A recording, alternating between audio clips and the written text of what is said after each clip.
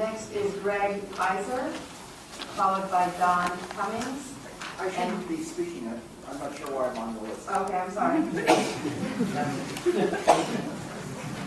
Next is Don Cummings, followed by Marcy Wisnowski, and then Paul Stone.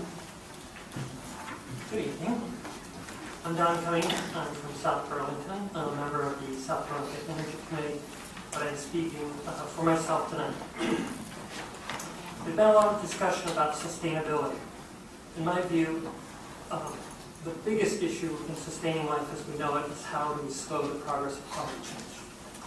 The fact that Vermont's current electricity portfolio produces very little CO2 is a point of pride for most of us. Those sources of power do have their own impacts, however.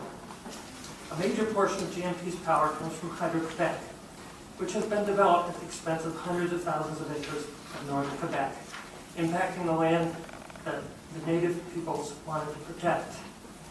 Another part of our energy supply comes from Seabrook Nuclear Power Plant, a power plant that is sited near hundreds of thousands of people.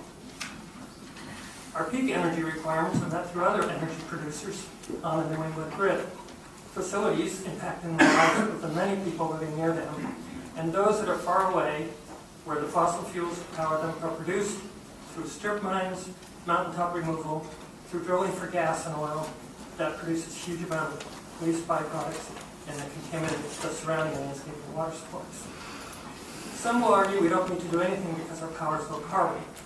However, if Vermont can save energy through conservation, efficiency, and if we can generate some of our own local renewable energy, some of that low CO2 power can be sent elsewhere to help others reduce their carbon contribution. Solar on rooftops under the right conditions can be an excellent way to generate electricity and should be promoted, but there are many considerations to its development. The roof must be oriented properly, unshaded for most of the day. It must be new or nearly new, and so as to last as long as the array.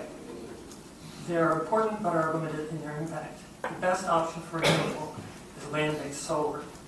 It is time for Vermont to take responsibility for its energy we use and accept that solar has far fewer impacts than the energy sources we currently rely on.